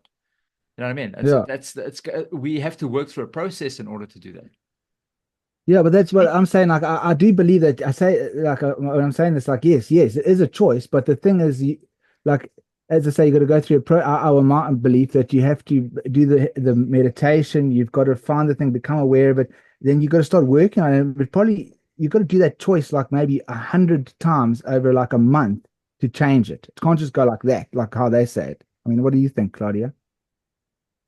Yeah, this is you discussing my life's work. I'm actually just in the process of developing an online program exactly covering that kind of situation. Synchronicity. Hopefully everybody arrives at this, and you light years ahead, Will, because you have the awareness already. So don't be frustrated. Actually, you should be proud, because without the awareness, you wouldn't be where you are. And now you're looking at this and you're saying, there's this mountain in front of me, and I don't know how to move this mountain. And you can't. It's just a mountain. But what you can do, you can move a sand corn. Yeah, so that's basically what Lee says. It's a process. So start with little things in life. Don't start with the big things, because also, I think you mentioned it yourself, when you have certain emotion and thought packages, because an emotion usually comes after a thought. You have to think about something first before you have an emotion. And usually we say, oh, I'm feeling this way. And you're already in the second part where you say, what was I thinking to bring on these feelings inside of me? And then comes this choice. Do I want to have these thoughts, or don't I want to have these thoughts? Now, if your child has passed or you've lost your job, that's a serious problem. That's a critical situation that deserves to sit down and analyze and find a solution to. But if you're in traffic and a taxi cuts in front of you, that is not life-threatening, hopefully, and you can just, for example, decide to let it go. I tell you where the little twist is, Will. The twist is that most people think that we are victims to our mind, to the activity of our mind. And it feels like that. It does, because it's everywhere. It's so overwhelming. It has so much to say. And I'm just here, the poor recipient of this. And what do I know? And that's not how it's meant to be. This is actually almost the equivalent to a teenager that never receives parenting. I mean, they will just run wild. A mind needs to know its boundaries. And I have this one analogy that I like to say to clients because it's humorous, and then they get it straight away. When you go to a restaurant and the waiter brings you a menu and it has many pages, you don't order top left, eat yourself down the first page and continue on the next until you come to the end of the menu. That's stupid. You couldn't do that. So you choose from the menu what you like. Now, the menu of the mind is exactly the same thing. It has a lot of offerings, and you have absolutely the right to choose from that menu. That's not meaning denial. That's not meaning that certain things don't require our attention, but we can decide when to sit with that. Yeah? If you had a lover called Jenny and she was nasty to you, and now you think, oh, I'm invited to a party and there is a woman called Jenny. What if it's her? What if it's her? And then all these emotions come up. Yes, there are. Yes, there are connections in your brain. And yes, your emotions are connected. But would you have a choice to say, let me just see whether it's really a Jenny and whether it's that Jenny, and whether I still have all these stored kind of emotions for this person? And then you go to the parking lot and you look at all the number plates and you're looking if it's her car, or you go in. It is her. Why Damn go there? Why go there at all? If you're still suffering what Jenny or your parents did 40 years ago, then probably you had a lot of littler traumas that cut into the same wounds, and maybe some form of therapy or counseling or whatever might be helpful to you to overcome that, if it's a deep enough groove that has carved itself. But there are many things, and this is what I recommend. There are many little things where you can execute your choice. Little things. You can choose to say, and this is the awareness, what kind of thoughts am I allowing in my head? And you know what is a beautiful, simple tool to use is gratitude. Because it shifts the occupancy of your mind into looking for something positive. And if you train yourself, whenever it goes into somewhere where you know it will end up you not feeling good. Make the choice. Do I want to be dragged there? Or do I say, thank you to the waiter that comes with the menu? No, thank you. I don't want that. And then we have terrible fear. What will I think then? Oh my God, there's going to be an emptiness. And to fill that emptiness, you can use gratitude or you can use affirmations so that you don't have that fear. And if you persist with this just for a while, you will train your mind to become the servant that it's meant to be for your life. Awesome. Yeah. Yeah. That's so cool. So, Hardy, that's very wise. I love speaking to you. Very, very wise stuff. The only thing is we went so far off the topic of regression that, well, not really, but like sort of. But it was fun though. But the thing is, just before we wrap it, I don't know, Lee, do you have any other questions? There's two other things I wanted to ask. Kind of just one thing really on my side. So the South African Institute of Hypnosis, when you first took it over, I'm assuming it was like very low key, not many people kind of belonging to the group. And now I'm assuming, what's it, 30 years later almost? How's it? Yeah. Is it a big thing now? Is it just quite a large institute? Look, we have a training, we have two training schools, one in Joburg, one in Cape Town. And the fact that we have been doing this for 26 years, I think speaks for itself.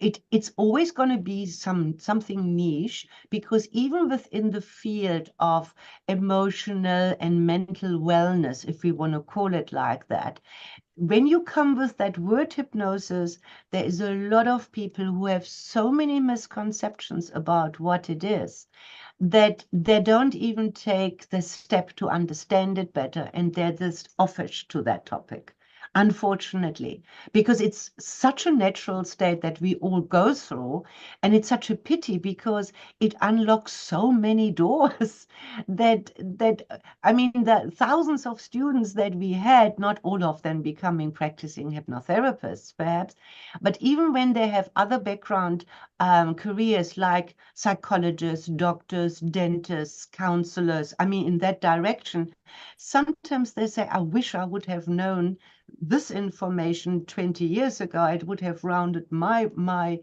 profession off so much more. So yes, we are going strong. We have survived all sorts of things. Many people that thought, especially from overseas, they can just take the market. And it's difficult. It's not something you can actually really learn. To become a hypnosis practitioner is not something you can learn online. We don't believe it. If we could, I tell you, we would not only be one of the oldest establishments, we would also be the richest. You need hands-on training for that, because it goes deeper than words. You need supervision. And it's also comes with a huge amount of responsibility that we don't take lightly.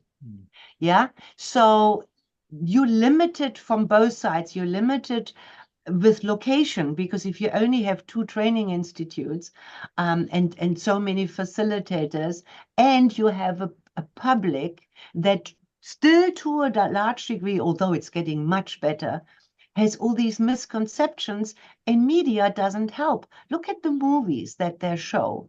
There was a recent one, I can't remember what it was called, where again they put hypnosis in such a mind control light.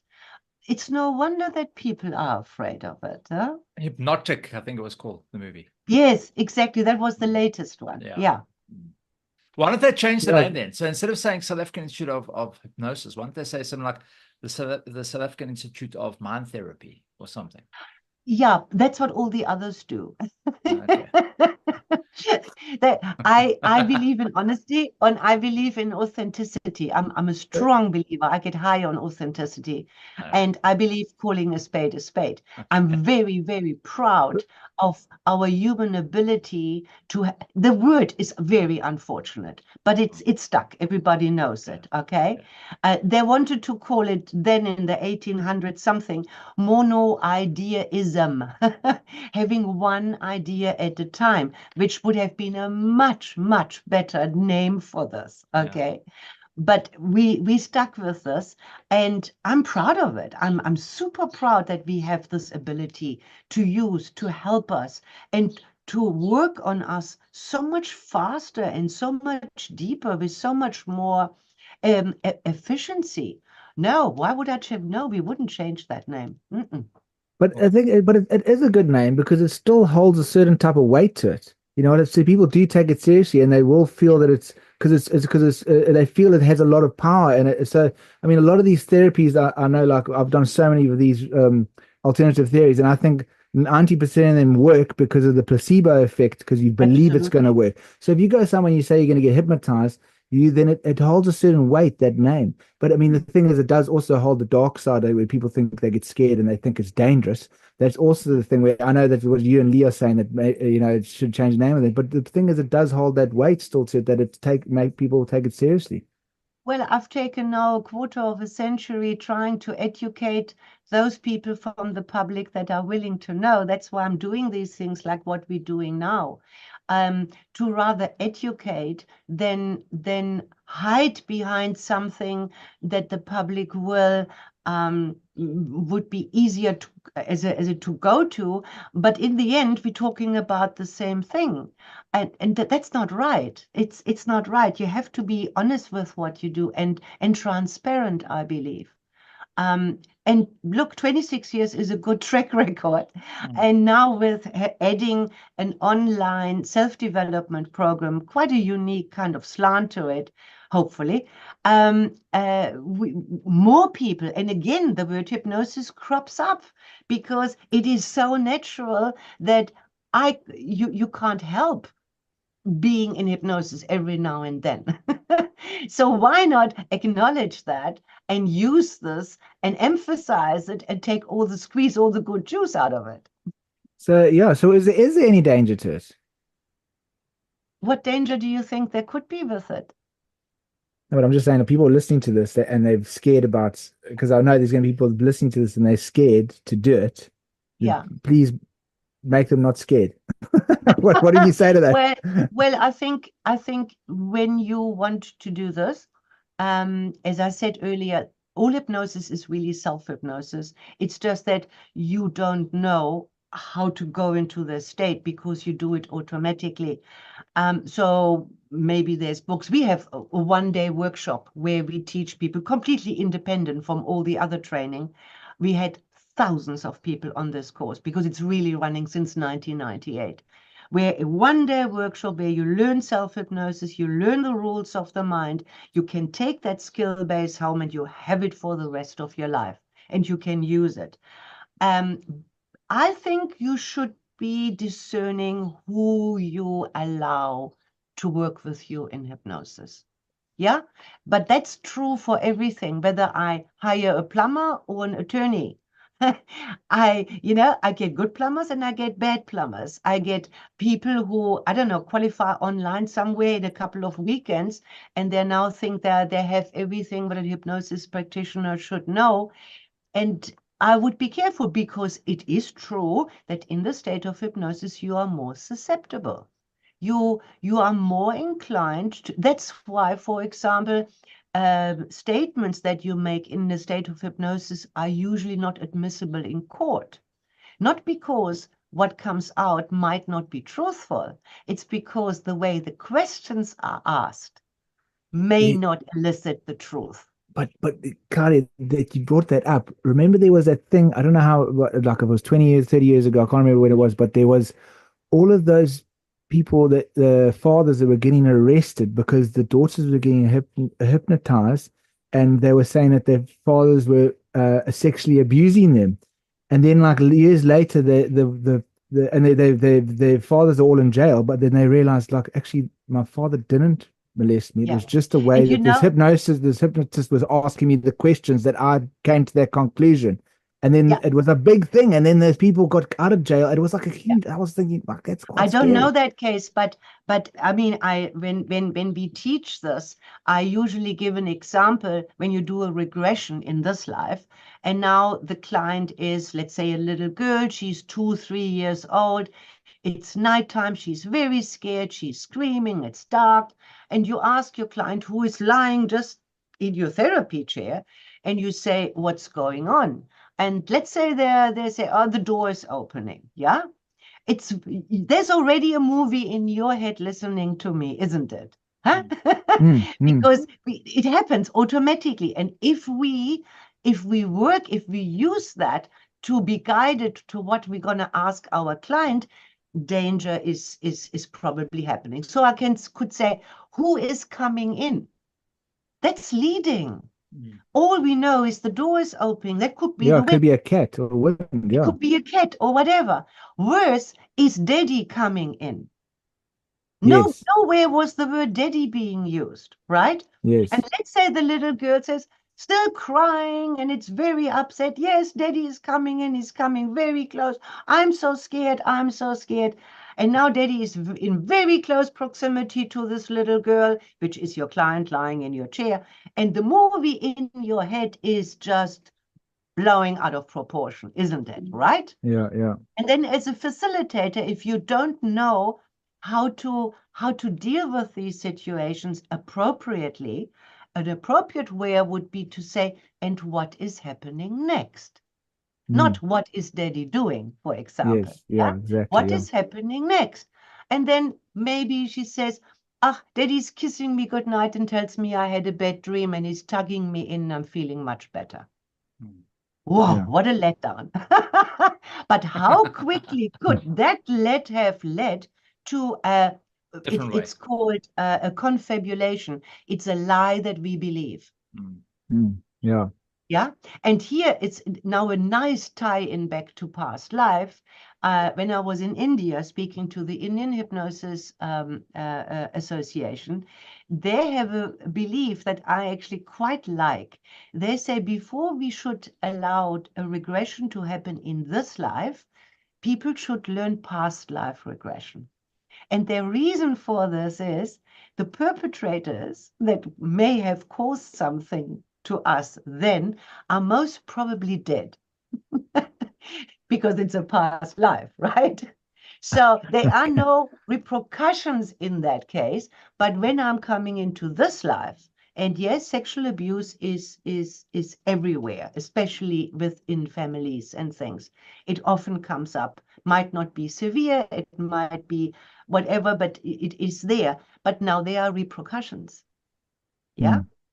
I remember one client of mine saying she didn't know that something had happened when she was a child.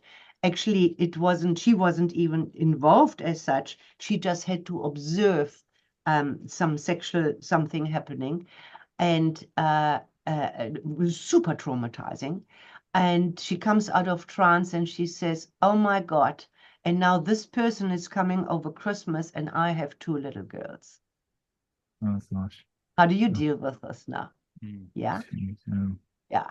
So it's complex. So I would recommend that when you choose to explore obstacles, challenges where you're stuck and you can't work through yourself, and you choose to have hypnotherapy because it's the fastest one there is, like we schedule within 3-4 sessions, usually you should have overcome what can be overcome or found some relief at least.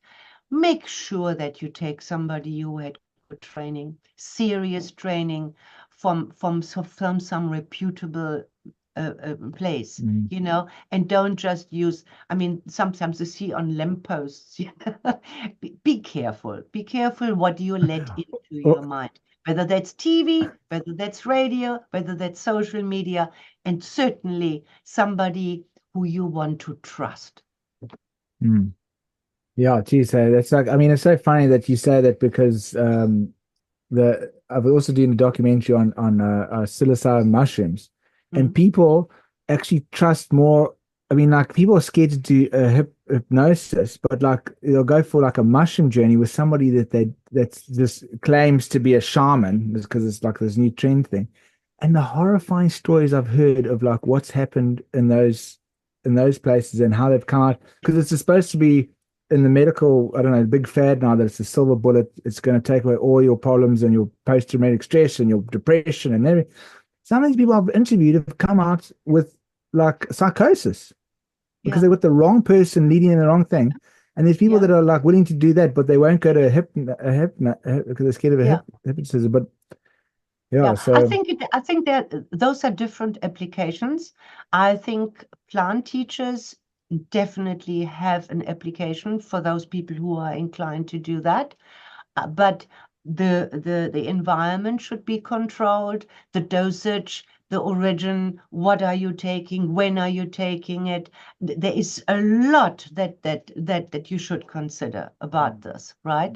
And hypnosis is so much easier, but it has a different kind of application, because if you just think psilocybin, a fungus is the oldest thing that is on this planet. It has seen everything. It knows everything. Yeah. I yeah, mean, that's a it's good a way to put it. Yeah. communication between trees. It's a communication between insects and things. They all work with this fungi. It's fascinating, a fascinating world in and by itself. And I think it has a lot to teach to us if that's what we want. But if I know, Daddy said to me 40 years something, or touched me or whatever, and therefore I can't have a healthy relationship nowadays, I'm not quite sure if I know what I want to work at. How will I know that the plant teacher knows how to deal with that particular aspect? So I think everything Yeah. has its place. Yeah, sure. And also, I mean, like what I'm trying to also get at is that hypnosis is safe. I mean, as you say, with the right person, because also, I mean, if you take psilocybin mushrooms, you're on a train that's going like 1,000 kilometers per hour. There's no way of getting off that train. But at least with for about four to 8 hours. But at least with hypnosis, you can like in Instantly, my experience, when I've had a discomfortable time, I'd just be like, or except for when I was yes, having a panic attack. But she brought me you out end the immediately. process. It Yeah, wasn't like I had to sit in that for the next 8 hours. Which I've had a exactly. few acid trips where I went on such a bad trip and I was like that for 12 hours. It was the most scary Oh my experience God. of my life, you know? Yeah. Like I'm scared. I'm actually like, probably why I'm so fucked. But yes, But yet, well, we have a lot of amazing scientists and amazing clever people who opened up their psyche with these drugs. And yeah. because of this expansion in consciousness, I mean, they're all now they're kind of my age, because it was a while back that these people did it, but they're now sitting on top of their various departments and bringing incredible wisdom to the wisdom to our knowledge and to our lives. And if they would have been set in their normal compartments, Mm, which academics often do, we wouldn't have had those insights maybe. Everything has its place, yeah. but Yeah. So, hypnosis is entirely and totally safe. You are completely in control. As a matter of fact, you are more in control. You don't lose your ability to analyze things. That would be stupid. Yeah, if I go into a past life and something happens, I may immediately make the connection. Oh, that is why this is now in this life like this. It mm, may be instantaneous, it may be afterwards, but your ability to analyze what's happening, or to analyze what the facilitator is saying to you. If I say to you, you're in my therapy room, you know that I have a nice swimming pool outside, and I say, now we go into hypnosis, and when you're deep in trance, I'm going to tell you to take all your clothes off and go for a swim. Yeah, then you will say, what has that got to do with the reason I'm here? And you will not do it. There's a lot of brainwashing going on and a lot of other stuff going on before you can get somebody to assassin somebody else. Hypnosis is not it. Yeah. And nobody ever got stuck in it. That's also a myth. And the yeah. other thing what people are, I think that might be what people are afraid most of. They think everybody who can help you getting in a state of hypnosis has X-ray eyes, and we know all your skeletons in your closets. And we Mm, don't. If you come for stop smoking, but you're not telling me you're an alcoholic, how should I find that out if you don't tell me? mm. But they're Yeah, worried they are going to say it. Maybe they're worried like they've been cheating on but their why wife, and would and they? you the wife's friend, and then they're going to and under hypnosis you're gonna get that out of them. Yeah, but why would they? If you don't want to do, and also a good facilitator will respect privacy. You're not a voyeur, you're a hypnosis facilitator, right? So you don't need to know the intrinsic details of something, what's happening. You need to know a kind of an outline so you can guide better along the techniques that we do.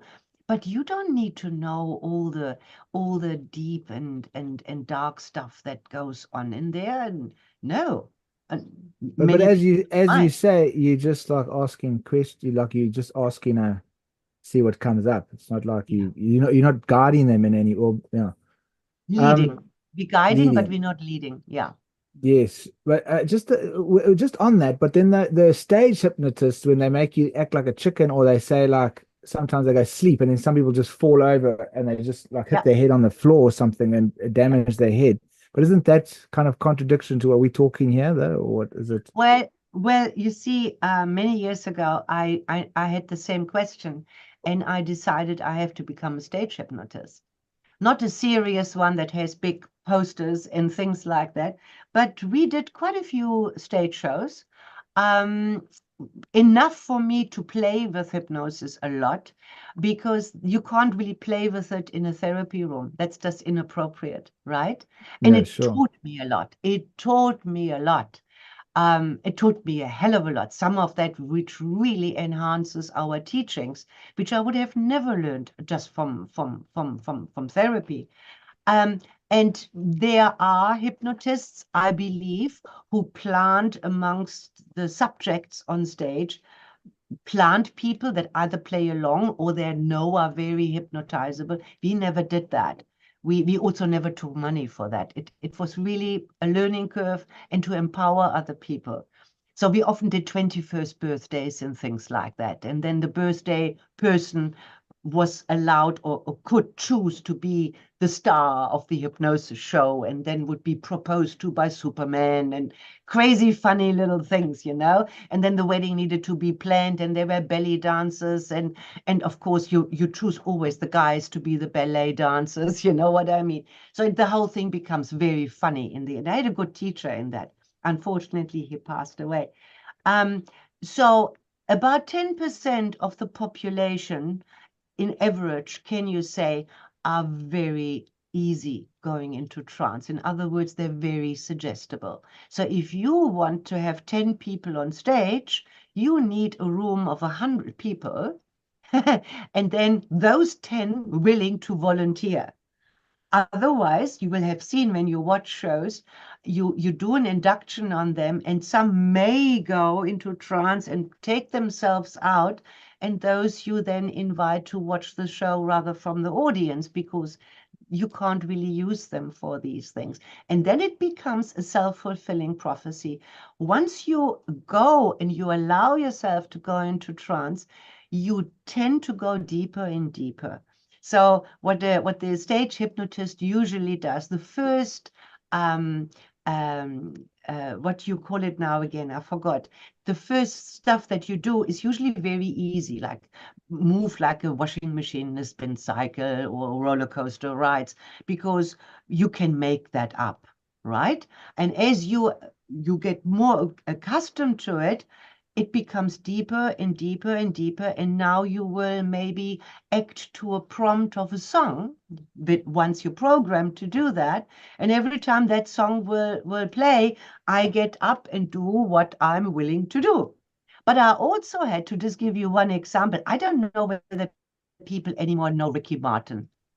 Do people still know Ricky Martin? What, the singer? It rings a bell. The singer, yeah. Yeah. And we had this Yeah. birthday party, and we had this one thing that we said, okay, and when you hear this song, it was his Ricky Martin song, you will get up, and here's a fake microphone, and then you will shake your hips and do everything and sing the Ricky Martin song. We did the same with Britney Spears. And the one guy found it very, very difficult to resist because he was deep in trance. So he took the fake microphone, he stood up, and then he sat down. And he didn't do that. It was the first time, and it was such an amazing learning curve, because we always say you will never do something against your deep inner values and morals. But I've never seen that until that day. And afterwards we said, I can't stand Ricky Martin, so I'm not going to perform him. Well, he was also What a cool embarrassed about experience. wasn't he embarrassed to sing with his friends? His friends are going to judge him. Yeah, singing might be It wasn't shit. like Riding the Lightning by Metallica. But Claudia, so you can't just hypnotize someone just staring at them. Like, I mean, you haven't just hypnotized me and Lee, and we've just thought we were in a podcast for an hour and a half, but we've actually just been dancing like chickens here, and we can't actually wait to watch the video afterwards because that would be so cool. No, you see, I like to keep my reputation. I wouldn't even attempt that, and I doubt that you fall under the 10%. By the way, another myth is that people say it is people with a low IQ that are more hypnotizable. That's also not true. It's funny because I listened to a radio station show and they were saying that people with the highest IQ are the ones that get hypnotized better. And then they chose the people on the radio station. They're like, okay, this girl's the highest IQ. Then she went on and the guy hypnotized her over the radio. And she was like, it was so sorry, carry on. Yeah, well, I see. I don't have to prove a point to anybody, so I'm not gonna do that. I find it not quite right because I don't know what environment that person is in, what will happen. If I were to do this with you, I don't know where you are. I don't know what's is it dangerous? Is there a kettle boiling? I don't know. I wouldn't do that. There has to be some responsibility, in my opinion. And although online sessions can be done, it is usually a process to go into trance. It's not like this. It is like this when you already know and you kind of have been prompted to act on something like that. So what you see on street hypnotists like Paul McKenna or the people in Europe, for example, they only show you the ones that they sleep and then the person goes like this, but they don't show you how many misses they had and how much preparation they had. Once you have done it with a person once, it becomes easier and easier to do this. Absolutely, that's true. That's why a hypnosis show from being mediocre becomes more and more intrinsic and usually humorous, because the audience says, I would never cluck like a chicken. I couldn't be doing this, yes? And you don't have the inhibition anymore because it's not in your makeup to have those kind of inhibitions anyway, because if you would, you wouldn't have volunteered to come up in the first place. You see? Yeah, sure. So, and then the last thing, sorry, I've actually I've got to take my daughter to a play date now. But I just want to say, when doing the documentary, a lot of the time the people said that they overcame their fear of death almost like instantaneously after the thing. And I just wanted to bring that up because I thought that was quite an amazing thing. Thank you for that, because I have that too. I had an incredible fear of dying. I have a suspicion maybe I was once buried alive, and that must have been so horrendous that I could investigate. I could have past life regressions and see whether that's true or not, or whether it's just my imagination. But witnessing over and over and over again, like Emmanuel, the channel says, dying is like taking off a pair of shoes that have been too tight for too long. It's just going back into this freedom. I don't want to call it bliss because that has certain connotation that may or may not be correct, but you are unencumbered from the bodily sensations, from belief systems. You have access to all of consciousness. I have only experienced positive things or witnessed positive things from people that have died in past lives. It is very, very reassuring, very calming, very it makes it easier to approach that, because let's face it, we die a little every day, one day at a time. It's going to come for sure. Yeah, 100%. So we can't get out of this life alive, eh? No, they don't say so. And so it's better, I think it's better to I'm not going to say look forward to it, but some people actually can. That doesn't take the responsibility away from living this life to its fullest, or be as joyful as you can be. But if you don't have to approach that happening with fear, can I tell you a secret? I have a feeling that dying is just like being born. Because when you're in the womb, you have got no clue where you're going when you're squeezing yourself through the birth canal. You might as well think that you're dying. Yeah? And when we die, we're squeezing through a different kind of birth canal into something which we also don't remember at the moment. Awesome. Yeah. Agree. Great. Okay, Claudia, that was wonderful, man. Yeah, thank you very much for your time, Claudia. Yeah, thank you, You're Claudia. most That was amazing to speak to you. It's always so fun, and I can't wait for you to see I can't documentary. wait to see that documentary, and I also would like to have access to this podcast, if I may. Yeah, Yeah, of course. We'll send you the link, Okay. the YouTube, and it's going to be on Spotify and Fantastic. and Could Apple I use Podcast. some or all of it on our website as Yeah, well? you can use the whole thing. Please, absolutely. Please put it on Fantastic. there. We would Thank love you. it. Yes. Good. Fantastic. Okay. Right, Yeah. we stay in touch. I Yeah. can't Okay. wait to see this documentary. It's been over a year now, ne? Well, my one's been over 6 years. That's patience, Yeah, but huh? anyway, That's patience. it's a process, because now they're all together, and I've sent it to the distributor, and she's so excited that it's all like there's 5 documentaries now in a bundle that she's gonna as a series. So that it's gonna happen. Took Awesome. 5 years, Yeah. but Can't wait. Yeah, Okay. yeah. I do a little bit of video editing myself, just very amateurish, and it is super time consuming. So I can imagine if you have all this material and have to wade through it, it's a task. Yeah. So yeah, so well yours done. was actually very quick considering. Okay, I don't know whether that's a good thing or a bad thing, but we will see No, the it's results. because I had a professional editor on it. With Lee's one, I was editing myself for like a year, and then I realized I'm actually pretty shit at editing.